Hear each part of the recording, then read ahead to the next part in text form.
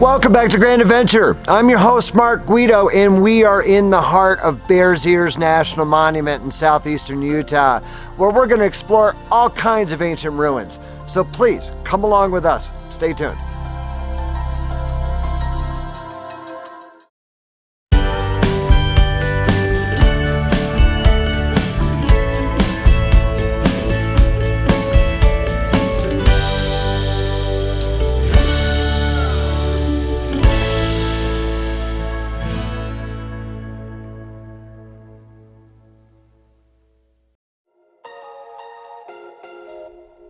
We're again boondocking with Vermonter friends Colin and Abby and their daughter Carrie along the Arch Canyon Road near North Fork Mule Canyon, within Bears Ears National Monument.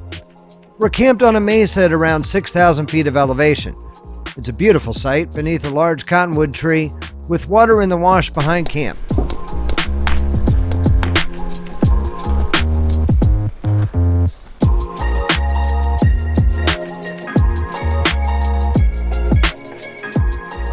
Our nearest neighbor is a ways further down the road, and we have hikes, Anasazi ruins, and washes to explore literally right from camp.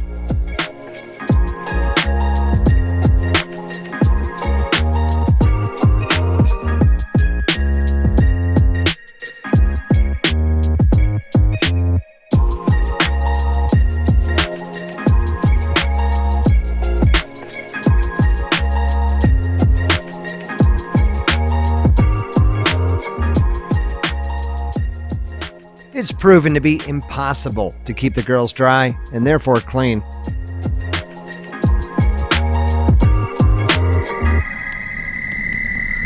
The desert toads in the wash are providing a beautiful melody to accompany our roaring campfire this evening.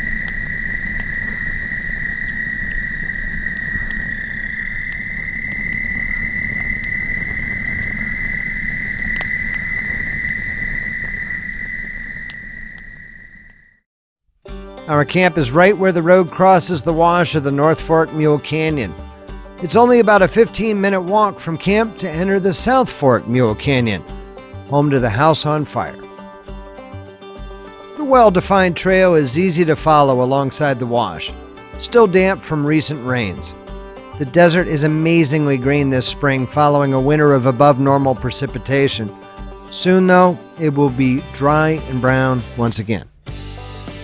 Named for the twin 9,000-foot buttes seen at the beginning of this video, Bears Ears National Monument was established by a presidential proclamation signed at the end of the Obama administration after much controversy that even divided local San Juan County residents.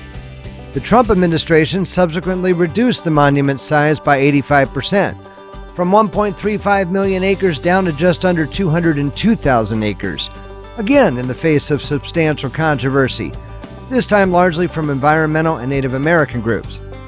The land removed from the monument subsequently reverted to its former BLM and Forest Service management. Bears Ears, and all of southeastern Utah for that matter, is largely undeveloped, and visitors will find little signage to guide their way. The National Monument is co-managed by the BLM and the U.S. Forest Service, along with a coalition of 5 local Native American tribes: the Navajo Nation, Hopi, Ute Mountain Ute, Ute Indian Tribe of the Uinta Inure Reservation, and the Pueblo of Zuni, all of which have ancestral ties to the region. Only about a mile from the trailhead, the 5 granaries that constitute House on Fire appear above the wash on the right side of the canyon. In late morning, sunlight reflects off the rock in front of the alcove housing the ruins, lighting up the patterns in the rock to make the ruins look for all the world like a house on fire. For obvious reasons, House on Fire is very popular with professional and amateur photographers. The BLM charges $2 per person per day for a backcountry hiking permit in Mule Canyon, payable at a self-pay tube at the entrance to Arch Canyon Road off of Utah Route 95.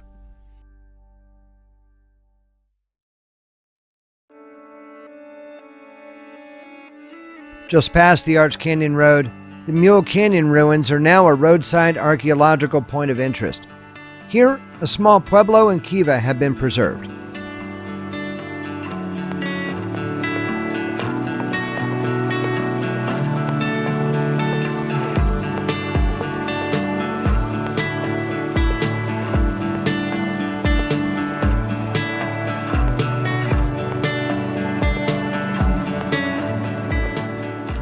Almost directly across Route 95 sit the cave towers, right on the rim of Mule Canyon. Most of these 7 towers long ago collapsed, although one of them still remains somewhat intact.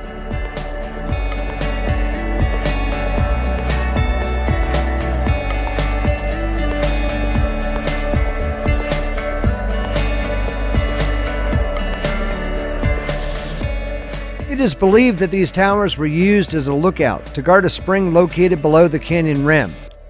It's also within direct line of sight of the Mule Canyon ruins we showed you previously.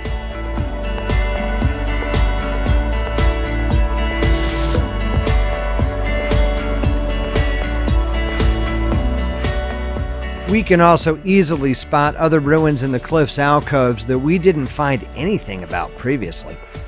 The trail to Cave Towers begins at a small parking area a few hundred yards off of Route 95. This is a small in-parcel of Utah State School Trust land embedded within Bears Ears National Monument, and those with an adequate high-clearance four-wheel drive may follow the Jeep Trail to within 350 feet of the tower ruins. Others will need to hike the half-mile in from the parking area. In 1883, prospector Cass Height wandered up White Canyon from his base camp along the Colorado River in search of gold.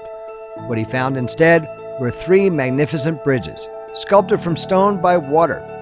In 1904, National Geographic magazine publicized the bridges, and in 1908, President Theodore Roosevelt established Natural Bridges National Monument, creating Utah's first National Park Service area. Now located entirely within the Shashjai unit of Bears Ears National Monument, natural bridges remained inaccessible for decades for those unwilling to ride a horse for 3 days from Blanding. In the 1950s, roads constructed for the uranium boom finally provided vehicle access. Utah State Route 95, which travels right past the entrance to the monument, wasn't even paved until 1976. The monument is home to 3 large natural bridges, all with Hopi names: Kachina, Owachomo, and Sipapu, which is the second largest natural bridge in the world, behind Lake Powell's Rainbow Bridge. The natural bridge is formed through erosion by water flowing in the stream bed of the canyon. The stream gradually undercuts the walls of rock that separate the meanders of the stream, until the rock wall within the meander is undercut and the meander is cut off. The new stream bed then flows underneath the bridge. Eventually, as erosion and gravity enlarge the bridge's opening, the bridge collapses under its own weight. There's evidence of at least 2 collapsed natural bridges within the monument. The 9-mile Bridgeview Drive loop provides viewpoints to all 3 bridges, but we're going to hike down to the base of the Sipapu Bridge, the largest of them all. Sipapu means the place of emergence, an entryway by which the Hopi believe their ancestors came into this world. The hike is only 0.6 of a mile each way, but the trail loses 500 vertical feet in that short distance. There are steep sections and even several ladders to negotiate the more vertical rock faces.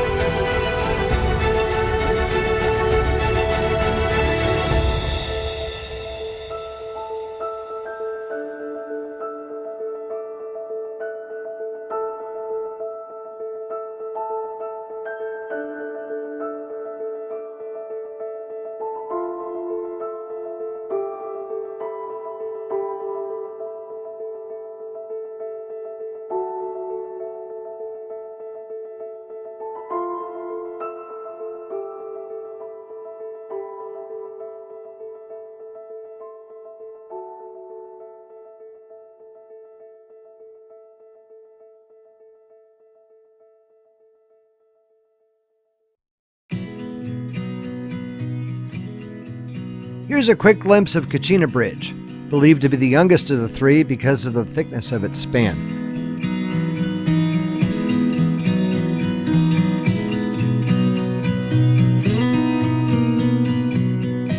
Owachomo Bridge in Armstrong Canyon is the oldest and most fragile of the monument's three natural bridges, only 9 feet thick at the crest of its span. It's also the easiest to hike to, only a half-mile round trip from the road with change in elevation of only 180 feet.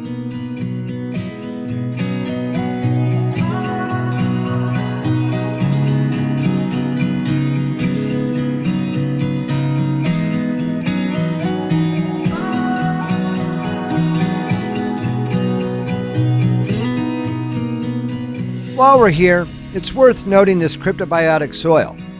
These are communities of organisms actually living on the soil surface and may be found in many arid and semi-arid ecosystems around the world. Now, these biological soil crusts perform important ecological roles and can be damaged simply by stepping on them and may literally require hundreds of years to recover.